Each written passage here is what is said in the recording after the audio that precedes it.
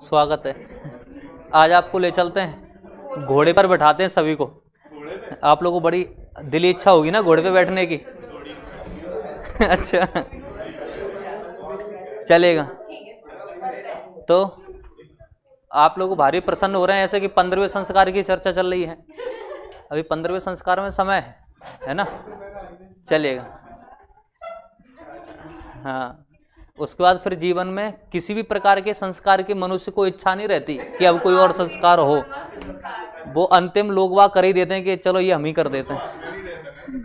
चलो, आज का जो खेल है पोलो खेल है, बड़ा शानदार खेल है। तो इसका संबंध भारत से भी है और इतिहास से भी है, दोनों से है। हाँ, कुतुबुद्दीन ऐबक से संबंधित है ना। उसके पीछे की भी कहानियां क्या है जैसे समझते हैं अभी। तो पोलो खेल की बात की जाए तो एक सिंपल सा क्वेश्चन पहले बता दो कि पोलो खेल में खिलाड़ियों की संख्या कितनी होगी? 4 होगी, ठीक है। हाँ, तो कितने होंगे तो आप बताएंगे। इसमें खिलाड़ियों की संख्या होती है 4, ठीक है। अब देखते हैं कि साहब ये खेल क्या है। तो वैसे तो पता है कि ये घोड़े पर बैठ करके खेलने वाला या खेले जाने वाला एक खेल है। किस पे बैठ के? घोड़े पर बैठ के खेलेंगे। अब घोड़े पर बैठ के कैसे खेला जाएगा? तो आपको हाथ में एक हॉकी जैसी स्टिक पकड़ा दी जाएगी, मजबूत सी, ठीक है। और अब आपको उस गेंद बॉल को क्या करना है? गोल करना है, ठीक है। ये काम रहेगा। तो 4 खिलाड़ी बढ़िया अपने कॉस्ट्यूम में हेलमेट वगैरह लगा के इस खेल को खेलेंगे। बाई चांस कहीं गिर गुरा गए तो चोट नहीं लगेगी। अब एक बात समझना, इस खेल का संबंध हम लोग कहां से जोड़ते हैं? तो इतिहास से भी जोड़ते हैं और आपका एक राज्य मणिपुर से भी जोड़ते हैं। तो पूछता है कि बताएं भारत में इस खेल की शुरुआत कहां से मानी जाती है? तो हम क्या बताएंगे? मणिपुर से मानी जाती है। कहां से? मणिपुर से मानी जाती है। ये बात हम यहां से याद रखेंगे। अब देखिएगा, जैसे कि बात की जाए, यहां से बात की जाए कि इस खेल को समझते हैं कुतुबुद्दीन ऐबक के समय से। हम लोग इतिहास में पढ़ते हैं कि साहब ऐसा सल्तनत कालीन शासक जो पोलो खेलते, मतलब खेलते खेलते ही मर गया। अब खेलते खेलते ही मर गया या पोलो खेलते मर गया, तो वो क्या है? उसका नाम जानते हैं, कुतुबुद्दीन ऐबक है। लेकिन कुछ इतिहासकार ऐसा भी कहते हैं, क्या कहते हैं कि एक राजा हुआ करते थे अपने भारतीय इतिहास में। उन शासक का या उन राजा के पास में चेतक जैसा एक घोड़ा हुआ करता था। ऐसी एक कहानी ही है, मैंने भी सुनी पढ़ी है, आपने भी सुनी पढ़ी होगी शायद। हाँ, किंवदंती है, क्या बात। अब उन राजा का घोड़ा, जैसे आपने देखा होगा ना डाकू खड़क सिंह और बाबा भारती की कहानी पढ़ी हो शायद, है ना। तो वो घोड़े वाली कहानी, वैसा ही कंसेप्ट कुछ कुतुबुद्दीन ऐबक और इनके बीच में है। वो घोड़ा छीन लेता है और राजा की हत्या कर देता है। तो उस घोड़े पर बैठ के बड़े चाव से क्या कर रहा था? वो उनकी गर्दन जो धड़ से अलग कर दी थी भारतीय शासक की, उसको क्या कर रहा था? ऐसे करके जमीन में धड़का रहा था, डुला रहा था। तो घोड़े की जब जैसी नजर उस गर्दन पे या शीश या सिर पे पड़ती है, वो देखता है राजा साहब नीचे क्या कर रहे हैं।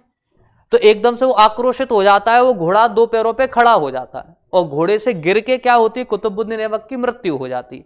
ऐसी कुछ कहानियां प्रचलित हैं। मतलब ये कहा गया इतिहास में वो क्या खेल रहा था? पोलो नाम का खेल खेल रहा था, जिसके चलते घोड़े से गिर करके उस शासक की मृत्यु हो जाती है, ठीक है। चलेगा, ये तो कहानी थी। हमको कहानी से विशेष कोई लेना देना नहीं है। हम पहला क्वेश्चन याद रखेंगे, इसका संबंध भारत के किस राज्य से मिलेगा?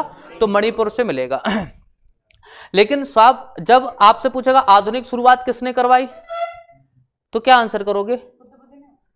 अरे एक ही आंसर करते हैं, इंग्लैंड करोगे।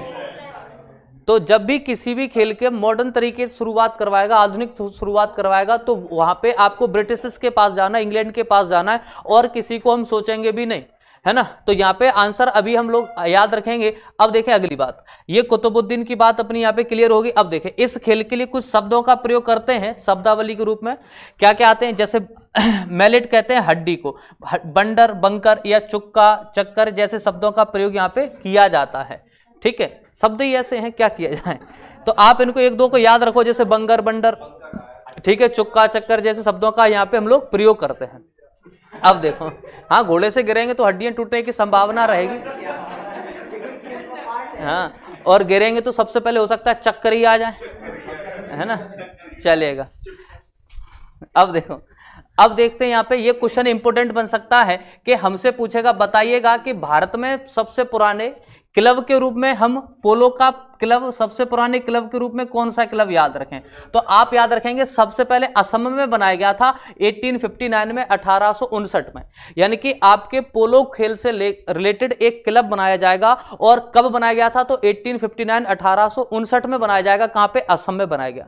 देखो होता क्या है कि असम राज्य का जो असम रखा गया वो कहीं ना कहीं पहाड़ियों के कारण रखा गया।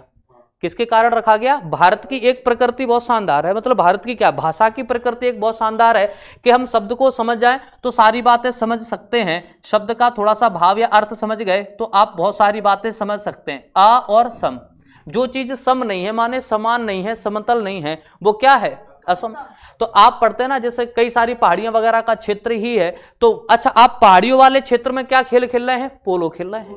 वैसे पोलो खेलने के लिए एक समतल काफी बड़ा मैदान होना चाहिए। ऐसा नहीं साहब पहाड़ियों पे चढ़ रहे हैं फिर उतर रहे हैं, अरे डाकू थोड़े ना, डकैती करने थोड़े ना जाना है। ठीक है, तो हम यहां से लेकिन याद रखेंगे असम में 1859 में आपने पहला क्या बनाया? क्लब बनाया। और ये क्लब जो बनाया गया था उसका नाम क्या है? कछार क्लब है। तो क्वेश्चन पूछ सकता है पोलो से रिलेटेड भारत में पहला कौन सा क्लब बनाया गया था? तो आंसर कर दें कछार क्लब बनाया गया था। और जब वर्ष की बात आएगी तो आंसर करेंगे 1859 में बनाया गया था। और कछार क्लब कहां बनाया गया था? तो आंसर कर देंगे असम में बनाया गया। कहां पे बनाया गया? असम में बनाया गया। तो दो बातें याद रखो, एक तो सबसे पुराना क्लब भारत में कहां पे? असम में बनाया जा रहा है। वर्ष क्या है? 1859। अब इसके बाद अगली बात देखते हैं। आगे की बात की जाए तो आप बताएंगे, लेकिन इसके बाद एक ऐसा भी कहा जाता है अंग्रेजों के द्वारा थोड़ा सा आधुनिक तरीके से एक बनाया गया था, आधुनिक तरीके से बनाया गया था, इसको भी हम पुराने क्लब में मान्यता देते हैं। तो आप बताएंगे कि सबसे पुराना, इसके बाद आप कह सकते हैं असम के बाद में, ठीक है, कछार क्लब के बाद में। ठीक है, अब याद रखेंगे कि हमने कलकत्ता में एक पोलो क्लब बनाया, उसका नाम ही रखा कोलकाता पोलो क्लब। क्या नाम रखा?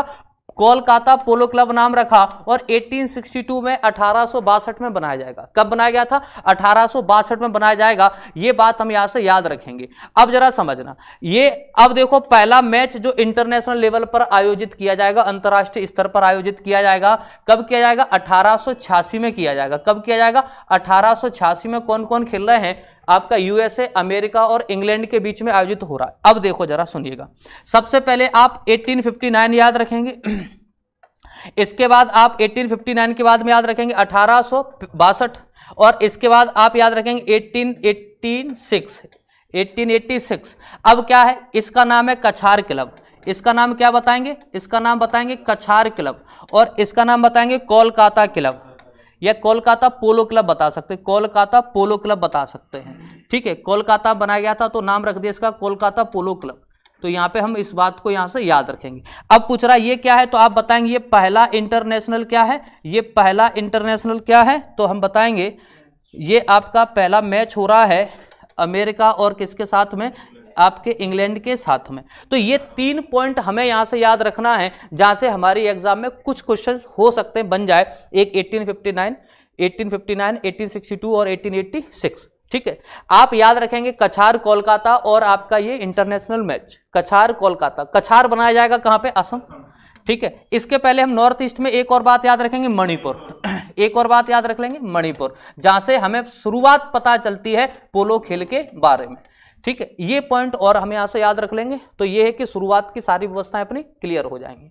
अगली बात देखें, आगे बढ़ते हैं थोड़ा सा। अगला देखें, अगला फैक्ट भी आपके लिए इंपोर्टेंट बन सकता है। बताइएगा, पूछेगा पोलो को आपने किस वर्ष ओलंपिक में शामिल किया था? तो 1900 में शामिल किया गया था। 1900 में कुछ विशेष, हाँ, महिलाओं को आपने ओलंपिक में शामिल किया था। कब? 1900 में। तो हम साथ ही साथ याद रखेंगे कि 1900 का लिखा नहीं है। ठीक है, अब बताओ 1900 का ओलंपिक कहां हो रहा है?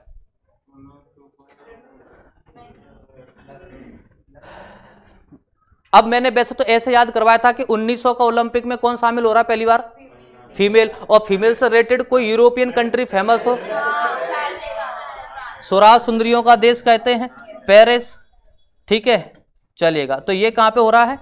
पेरिस में हो रहा है। चलें आगे, अगली बात देखो। अब देखो ये है आपका मैदान जिसपे आप लोग क्या खेलेंगे? पोलो खेलेंगे। ठीक है, ये बिना गोल का मैंने बनाया ना, ये किसी ने, उनने पूरी स्लाइड वगैरह तैयार कर दी, ग्राउंड ही नहीं मिल रहा। मैंने कहा कहाँ गया? मैंने कहा मैं बना देता हूँ। तब ये मेरी कलाकारी है, तो समझिएगा। अच्छा, अब इसके हम लंबाई चौड़ाई की बात कर लेते हैं, जहां से हमसे क्वेश्चन पूछेगा ज्यादातर जो क्वेश्चन बनते हैं लंबाई चौड़ाई को लेकर के बनते हैं, आप गज में याद रखो तो ज्यादा सरल बैठेगा। कैसे कि गज जो है ये 300 गज इसकी लंबाई रहेगी, क्या रहेगी, 300 गज इसकी लंबाई रहेगी, और 150 गज इसकी क्या है, चौड़ाई रहेगी। तो हम आसानी से याद रख सकते हैं। अब इसको आप याद रख सकते हैं कि ये गज की बात है तो 300 बाई 150, ये लेकिन गज की बात है, ठीक है। यदि हम इसको मीटर में देखते हैं तो ये 270 मीटर इसकी क्या रहेगी, लंबाई रहेगी, और आप देखेंगे 180 मीटर के आसपास क्या रहेगी, इसकी चौड़ाई रहेगी। तो हम याद रखेंगे वैसे तो 270 और 180 याद रखो, ठीक है। तो हम क्या याद रखेंगे, 270 बाई 180 मीटर में इसकी क्या ये लंबाई चौड़ाई है, गज में और मीटर में जैसा भी पूछता है हमसे हम यहां से याद रखेंगे। अब यहां से एक क्वेश्चन और पूछता है हमसे कि बताइएगा कि गोल पोस्ट के बीच की जो चौड़ाई रहेगी वो क्या रहती है, तो आप बताएंगे 8 गज। अब आप बताओ मीटर में कितना होगा, लगभग थोड़ा कम रहेगा, कितना कर दे कम, 7। अच्छा, एक गज में कितने फिट हो सकते हैं, 3 फीट से, एक गज 1 मीटर से बड़ा हो रहा है, तो 1 मीटर में 3 फुट होते हैं, तो एक गज में 3 से ज्यादा ही होगा। 300 गज का तो प्लॉट होता है जो कि 1500 स्क्वायर फुट, 300 में 27, 300 का 27 270 होता है, उस हिसाब से लगाओ सीसेट आएगा आपके 40%। अच्छा फॉरेस्ट, अरे क्या याद दिला दी मैंने भी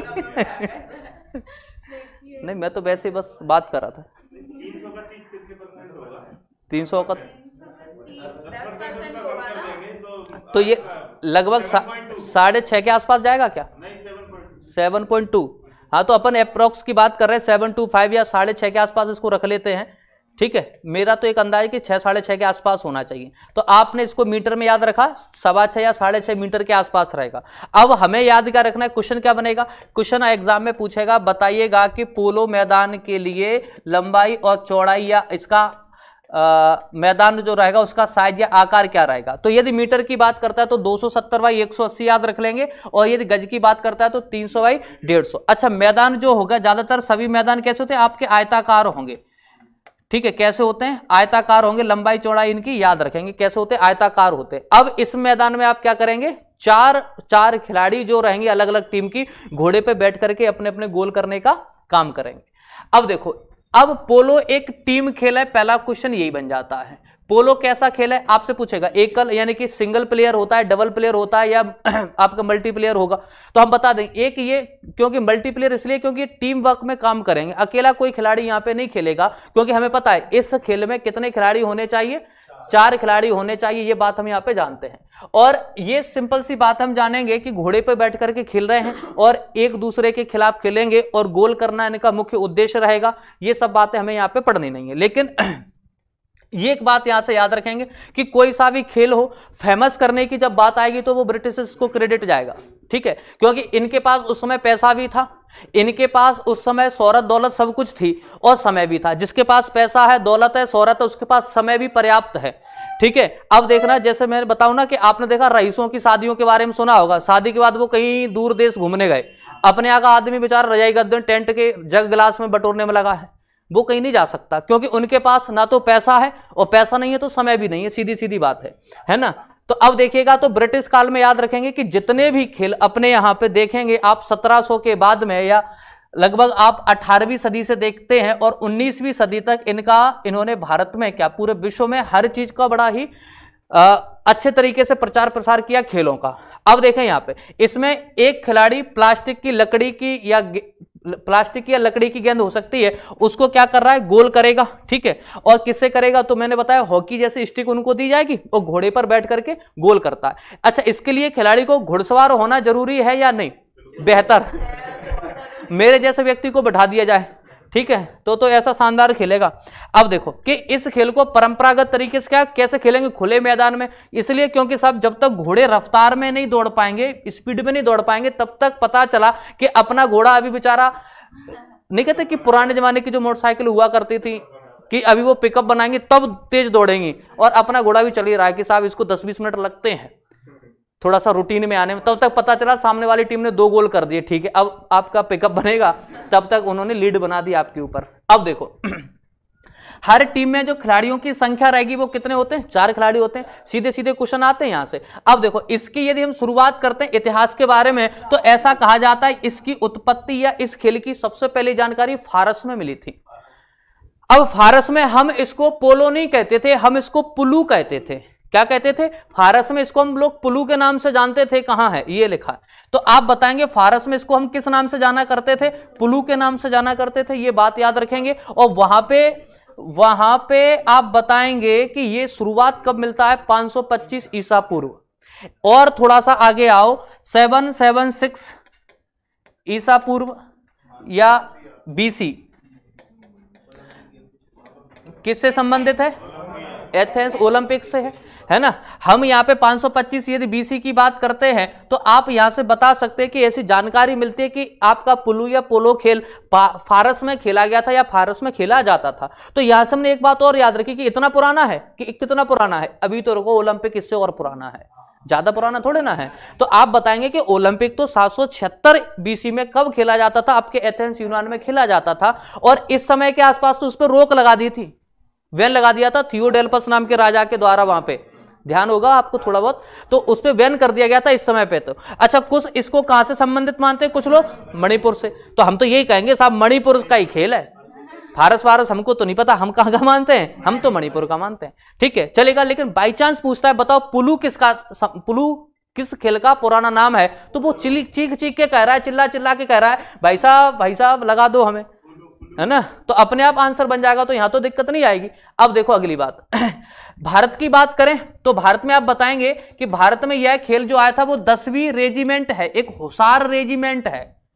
अलग अलग नाम की रेजिमेंट हुआ करते थे अंग्रेजों के शासनकाल में, तो वहां पे एक 10वीं हुसार रेजिमेंट है। तो ऐसा कहा जाता है कि इनके द्वारा इंग्लैंड ले जाया गया पूरी की पूरी टीम को, और वहां पे बेहतर तरीके से इनको ट्रेंड करवाया गया। सुनिएगा कि भारत से यह खेल 10वीं हुसार रेजिमेंट के जो ब्रिटिश सैनिक या सोल्जर्स थे वो इनको यहां से सीख के कहां पहुंच गए? ब्रिटेन पहुंचे।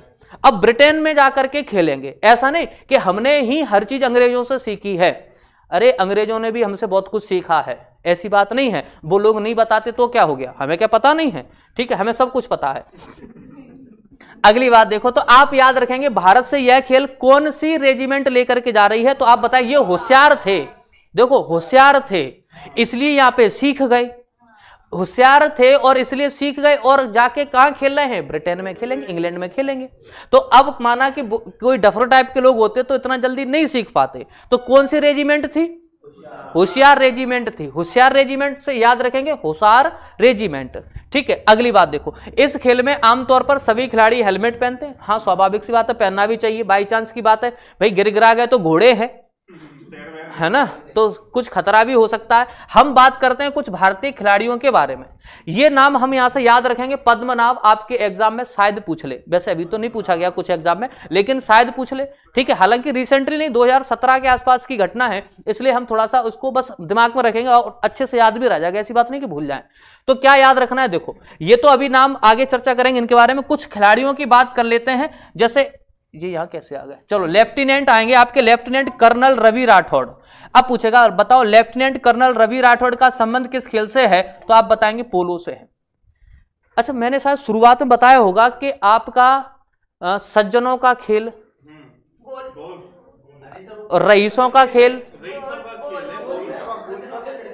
सज्जनों का, हाँ तो चलेगा। अब देखना कि ये जो खेल की हम लोग बात कर रहे हैं, तो पोलो खेल के जो खिलाड़ियों के नाम है तो आपके रवि सिंह राठौड़ हो गए, अभिमन्यु पाठक हो गए, अंगद कलान हो गए, और सिद्धांत शर्मा हो गए, और प्रणव कपूर हो गए। इन सबके साथ साथ पद्मनाभ को फिलहाल याद रखेंगे। किसको याद रखेंगे? पद्मनाभ को, क्योंकि ये कौन है? ये एक राजकुमार है, एक शाही या रॉयल फैमिली से संबंध रखते हैं, जयपुर राजघराने के बालक हैं, माने राजकुमार हैं। ठीक है, चलेगा। आगे की बात देखो। अब देखें कि आप देखें पिछली बार, देखो पिछली बार ऐसे लिखा है जैसे कल परसों की बात हो। प्रणय खरे घुड़सवार है ना, और वो भी है आपका हाफिज, नहीं ओलंपिक में पढ़ाया क्या? अरे कितना अच्छा नाम था उसका, चलो अभी याद आएगा तब बताएं। हाँ चलो अभी दिमाग में नहीं है, अच्छा नाम था उसका भी, लड़का है देखो क्या बात है, ये तो बात सुनिएगा, अब चलो याद आ ही नहीं रहा वो, सुनिएगा कि पिछली बार की बात है, मतलब हम बात कर रहे हैं थोड़ी सी पुरानी जरूर है, 1957 की बात करेंगे, 1957 में करेंगे। क्यों कर रहे हैं? क्योंकि ये इस समय पोलो का जो विश्व कप या वर्ल्ड कप हुआ था वो भारत के खिलाड़ियों ने जीता था। किसने जीता था? भारतीय खिलाड़ियों ने जीता था। अच्छा, ये एक बात तो है कि लगभग अच्छे अच्छे खेलों में ऐसा नहीं कि हम कभी अछूते रहे हों, कभी ना कभी हमारा पासा तो सितारा जरूर चमका होगा, ऐसा हुआ नहीं है कि साहब हमने उसकी मतलब उच्चतम शिखर पे हम कभी पहुंचे ना हो। ठीक है, मतलब ये बात है कि भारतीय लोगों में दम तो है, बस ये कि ये क्या है कि थोड़े रईस भी हैं, ज्यादा मेहनत नहीं करते, उन्हें कहा चलो ठीक है क्या करना है, लेकिन जब बात कभी कभी ऐसा आता है तो हम लोग थोड़ी सी मेहनत कर जाते हैं और बहुत अच्छा कर जाते हैं। चलिएगा देखते हैं। तो 1957 की बात करेंगे, फ्रांस में एक वर्ल्ड कप या पोलो विश्व कप का आयोजन किया जा रहा है। तो 1957 का जो पोलो विश्व कप हो रहा है वो कहां पे होगा? फ्रांस में आयोजित किया जाएगा। अब फ्रांस में आयोजित किया गया, कप्तान बना करके पहुंचाए गए थे महाराजा सवाई मानसिंह, लेकिन कौन से हैं? सेकंड।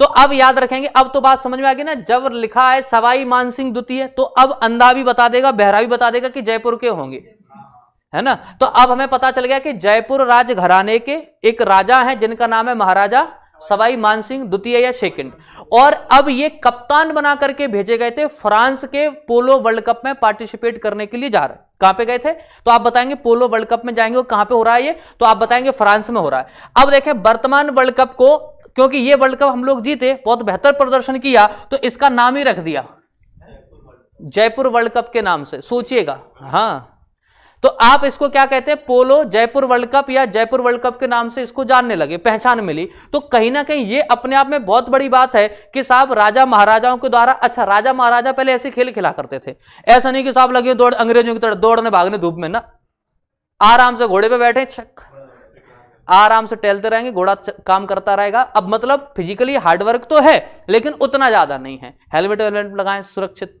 तरीके से खेल रहे हैं। तो आप याद रखेंगे, पूछेगा बताइएगा कि वर्तमान में पोलो वर्ल्ड कप को किस नाम से जानने लगे हैं, तो आंसर क्या कर देंगे? जयपुर वर्ल्ड कप के नाम से जानते हैं। ये बात हम यहां से याद रखेंगे। अगली बात पे आओ।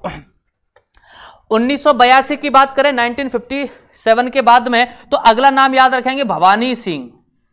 क्या नाम है? महाराजा सवाई भवानी सिंह याद रखेंगे, और इनके द्वारा ब्यूनस आयर्स में प्रेजेंट किया गया था। ठीक है, ब्यूनस आयर्स कहां की राजधानी है? अर्जेंटीना की। तो ये कहां की राजधानी है? तो हम बताएंगे अर्जेंटीना की राजधानी है, अर्जेंटीना। ठीक है, चलो अगले पॉइंट पे आ जाओ।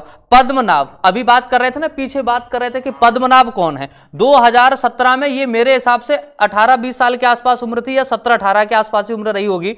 2017 में जब ये पार्टिसिपेट करने गए थे इस टूर्नामेंट के लिए, 17-18 में, 2017 में पार्टिसिपेट किया था। तो ये जयपुर के राजघराने से संबंधित हैं, और ये वर्ल्ड कप में पार्टिसिपेट करने वाले दूसरे खिलाड़ी बने हैं। पहले कौन है? महाराज सवाई मानसिंह द्वितीय या सेकंड थे। उनके बाद कौन है? पद्मनाभ। ये एक विशेष टूर्नामेंट या चैंपियनशिप में पार्टिसिपेट करने जा रहे हैं सवाई भवानी सिंह। कहां पे हो रही थी ये? ब्यूनस आयर्स में हो रही थी। तो अब जरा हमें इनके बारे में थोड़ा सा याद रखना है, क्योंकि हाल ही में किसी राजघराने से यदि कोई खिलाड़ी इस खेल में पार्टिसिपेट कर रहा है तो उनका नाम क्या है? पद्मनाभ सिंह याद रखेंगे। कहां से संबंधित हैं? जयपुर राजघराने से संबंधित हैं। अच्छा, उस समय की जो रियासतें हुआ करती थी उनके बाद, उनका तो खैर आज भी राजशाही ठाट बाट है।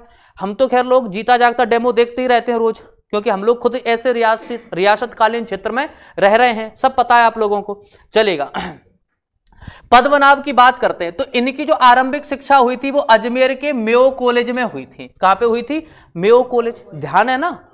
हाँ, मेयो के द्वारा बनवाया गया था। अच्छा, लॉर्ड मेयो का या मेयो का कुछ विशेष कार्य उस समय का जो बड़ा ही शानदार माना जाता है?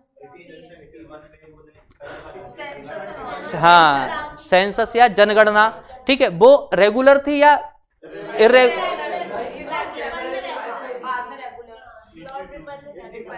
अच्छा 81 में। तो अब देखो, तो हम यहां से याद क्या रख लेंगे कि इनकी शुरुआती जो पढ़ाई लिखाई हो रही है वो कहां पे हो रही है? अजमेर शहर में ही हुई थी, वहीं पढ़े लिखे। अच्छा, ये पुराने जमाने के जो स्कूल है ना, जितने भी, जैसे आपके यहाँ का सिंधिया स्कूल है, तो ये पूरा आपको वही फील देते हैं कि जैसे आपने जैसे वो देखी होगी ना, स्टूडेंट ऑफ द ईयर, मतलब ऐसा लगता है काश और एक विस्मयादिबोधक चिन्ह। जरूरी है ना, एक्सक्लेमेटरी कहते हैं इंग्लिश में, क्या कहते हैं, हाँ जो कुछ भी है। तो अब इसको देख के ये चिन्ह सब कुछ बता देता है कि आप क्या कहना चाह रहे हो। हम ये कहना चाह रहे हैं कि हम उसमें कब जाएंगे। अब तो खैर नहीं जाएंगे, है ना, चलेगा। अब तो अगली बार देखेंगे, व्यवस्था लगेगी तो अगली बात देखो, फिर अपन अपना ऐसे स्कूल बनाएंगे खुद का। अब देखो क्या है, अब यहां से पढ़ लिख करके यही थोड़ा ना पढ़ते रहेंगे। अब यहां से पढ़ने के बाद ये कहां पहुंचा दिया, लंदन पहुंचा है, जाओ भाई वहां पढ़ो। वहीं पढ़े लिखे और वहीं इन्होंने पोलो खेल पर ध्यान दिया, यानी कि वहां पे धीरे धीरे करके उन्होंने अपने इस खेल को और निखारा और अपने आप को टैलेंटेड किया, ठीक है। और आगे चल करके वर्ल्ड कप में पार्टिसिपेट कर रहे हैं। और ये कहां के रहने वाले हैं, जयपुर के रहने वाले हैं, ठीक है। अगली बात देखो, 97 की बात होगी, हमने विजय हासिल कर ली, ठीक है। इस विश्व विजेता टीम के कप्तान महाराजा कौन थे, सवाई मानसिंह द्वितीय थे, ये भी हमें पता चल गया है। ये इस तरह से कुछ ये खेल खेला जाता है, ठीक है। आप देख रहे हो घोड़े पर बैठे हुए आराम से चले जा रहे हैं, ये पोजीशन रहती है, ये इनके हाथ में एक स्टिक रहेगी, ठीक है। अब देखो ये है आपके सामने महाराज या राजकुमार पद्मनाभ, ठीक है। और ये अपने इस यूनिफॉर्म में है, जब ये खेलते हैं तब ये ऐसे दिखता है, ठीक है। अगली बात देखो, तो ये अब आ जाते हैं कहां पे, अरे बाबू भैया पैसे से क्या कुछ नहीं हो सकता, है ना। तो साहब कलयुग में जो कुछ भी है ना वो सब कुछ अर्थ है, और जिसके पास अर्थ है ना तभी तो कह रहे हैं कि मेहनत एक बार कर जाओ खेल हो जाएगा। हम लोग सोच नहीं सकते क्या लाइफ स्टाइल होती होगी, हम एक पटवारी की नहीं सोच सकते, और तो छोड़ो, आप लोग तो अधिकारी बनने जा रहे हैं, है ना। उनके पीछे भी, उनके लिए भी साहब करके बात करनी पड़ती है। और आप तो कई वो पटवारी आपके अंडर में काम करने वाले हैं, तो सोचेगा क्या लाइफ स्टाइल, क्या दैनिक जीवन रहेगा, क्या कल्पना रहेगी, सोच नहीं पाएंगे। और जब उस समय आनंद ले रहे होगे ना तो सारे दुख दर्द, अच्छा ये जरूर है, मेहनत जरूर है कि अभी तो आंखों के नीचे डार्क सर्कल, पूरी आंखें काली, पूरी देह काली हो जान दो, और उसके बाद जो चमक आएगी ना, जो चमक ये तो कुछ और ही है। हाँ चलेगा, हाँ वही तो। अब देखो हम लोग बात कर लेते हैं तैराकी के बारे में, स्विंग, और कुछ याद ही नहीं रखो, वो शब्दावली 2-3 बता दी थी, और ये 1-2 क्लब बता दी जो भारत में पुराने बनाए गए थे, कुछ नहीं याद रखो, पूछता ही नहीं है ना। हाँ अब देखो तैराकी में एक बात बता दो कि हम लोग क्या क्या जानते हैं। हम तो वैसे बहुत सारी बातें जानते हैं तैराकी के बारे में, स्विमिंग के बारे में, तो ये बता दो कि आपके मध्य प्रदेश का कोई ऐसा स्विमर या संबंधित इस खेल से, अच्छा चलो ये बता दो विश्व में या वर्ल्ड में जिसने, हाँ इनको गोल्डन शार्क के नाम से जाना जाता है, सबसे ज्यादा ओलंपिक में मेडल जीते हैं माइकल फेल्प्स ने, ठीक है। हाँ चलो तो उनकी भी बात करेंगे, कौन कौन से आपके खिलाड़ी हैं। तो अब हम लोग यहां से पढ़ने की बात कर रहे हैं, स्विमिंग के बारे में, तैराकी के बारे में। अब देखिएगा जैसे बात की जाए कि इसमें जो हम इस स्लाइड पे बाद में आएंगे, पहले आगे चलते हैं, पहले यहां पे देखें कुछ महत्वपूर्ण फैक्ट पढ़ लेते हैं, सारे पॉइंट लेकर के आओ। अब सुनिएगा, सुन लो, अभी सारे चैनल यहीं लगा दूंगा, टेंशन मत लो, है ना। अब देखो कि यदि हम बात करते हैं कि स्विमिंग का कोई एक ऐसा कंपटीशन है या ऐसा कोई तैराक की प्रतियोगिता है जिस प्रतियोगिता में क्या लंबी दूरी का कंपटीशन रखा गया है, तो लंबी दूरी के कंपटीशन के लिए हम क्या याद रखेंगे कि इस की लंबाई क्या होगी स्विमिंग पूल की या जलाशय की, तो आप बताएंगे 50 मीटर की होगी। मतलब मैक्सिमम कितनी डिस्टेंस हो सकती है, 50 मीटर हो सकती है। जब अधिकतम की बात करेंगे तब, अब जरा समझना, तो लंबी दूरी की तैराकी में कुल कितने खिलाड़ी भी हो सकते हैं, कुल कितने खिलाड़ी हो सकते हैं, खिलाड़ी नहीं लेन हो सकते हैं, सॉरी लेन, खिलाड़ी नहीं लेन, तो लेन और खिलाड़ी बस एक ही बात है। तो आप बताएंगे कि या तो 6 हो सकती है, 8 या 10, इससे ज्यादा नहीं होंगी, 6, 8 या 10 ये लेन इस प्रकार से बटी होंगी। तो आप यहां से याद रखेंगे कि इस टाइप से यहां पे क्या होंगी, लेन बनी होती है, हमने खूब कई बार देखा होगा। तो यहां पे 6, 8 या 10 लेन बनी होंगी। अब अच्छी बात क्या है कि छोटी दूरी के जो तैराकी होंगे तो आधा कर दो, तो यहां पे उस स्विमिंग पूल की या जलाशय की जो लंबाई कितनी कर देंगे, 25 मीटर कर देंगे। और अब कितनी लेन में पूरा वो जलाशय या स्विमिंग पूल बटा होगा, तो आप बताएंगे 4, 5 या 8 लेन में टोटल बटा होगा, इससे ज्यादा नहीं हो सकती, 8 लाइन से ज्यादा में वो आपका स्विमिंग पूल बांटा नहीं जा सकता। अच्छा क्वेश्चन बनता है ये वाला, अच्छा क्वेश्चन बनता है कि बताइएगा कि इसका तापमान कितना होता है, तो आप बताएंगे 26 डिग्री सेल्सियस होता है, ये फिक्स है, ये फिक्स रहता है। तो ये क्वेश्चन अच्छा बन सकता है कि स्विमिंग पूल का जो टेम्परेचर फिक्स किया जाता है या पानी का तापमान कितना होता है, तो हम बताएंगे ये 26 डिग्री सेल्सियस के आसपास रहेगा। ये बात आपको याद रखना है। तो 3-4 बात सरल सरल से क्वेश्चन है, ये 2-3 पॉइंट याद रखेंगे कि हम लंबी दूरी और ये शॉर्ट और लॉन्ग डिस्टेंस को याद रख लो, 25 और 50, ठीक है। अब लेन की बात करेंगे तो लॉन्ग में 6, 8, 10 हो सकते हैं, और जब शॉर्ट डिस्टेंस की बात करेंगे तो आप बताएंगे 4, 5 या 8 हो सकते हैं, इससे ज्यादा नहीं होंगे। अब क्या बचा? अब बचा अकेला टेम्परेचर। टेम्परेचर कितना होना चाहिए? 26 डिग्री सेल्सियस होना चाहिए। अब जरा यहां पे वापस आते, थोड़ा सा पीछे चलते हैं। सुनिएगा, यदि हम लोग यहां पे बात करते हैं ये सारी, अच्छा यहां की गहराई भी याद रख लेंगे। गहराई कितनी होती है? लगभग 9 मीटर होती है, काफी गहराई है, ठीक है। अब जरा समझिएगा आगे की बात, देखो कि इस खेल में जो टर्मोलॉजी है ना, जैसे बटरफ्लाई है, ब्रेस्ट स्ट्रोक है, फ्रंट कॉल या फ्री स्टाइल है, मेडली है, ये इस प्रकार की टर्मोलॉजी का प्रयोग किया जाता है। ओलंपिक में सर्वाधिक व्यक्तिगत यदि किसी ने गोल्ड मेडल जीतने का रिकॉर्ड बनाया है तो अमेरिका के स्विमर हैं, हम सब जानते हैं, माइकल फेल्प्स नाम है इनका, ये बात हम याद रखेंगे, ठीक है। एक साथ 8 गोल्ड मेडल जीते हैं, ठीक है। अब यहां तक कि हमारी ये बात हो गई। अब चलेगा यहां पे कुछ शब्दावली की बात की जाए तो कुछ जो महत्वपूर्ण शब्दावली इनकी बात कर लेते हैं। जैसे बात की जाए बटरफ्लाई स्ट्रोक के बारे में। अब ये क्या है? तो ये क्या है कि जब कोई स्विमर यानी कि तैराकी में तैराक अपने दोनों हाथ पानी की सतह के ऊपर एक साथ आगे पीछे और चलाएगा तो उसको कहते हैं बटरफ्लाई, माने सामान्य तरीके से तैरना, ऐसे भी समझ लो, सामान्य तरीके से तैरना। अब तैरेंगे तो स्वाभाविक सी बात है आपको हाथ पैर में मूवमेंट करना पड़ेगा कि नहीं।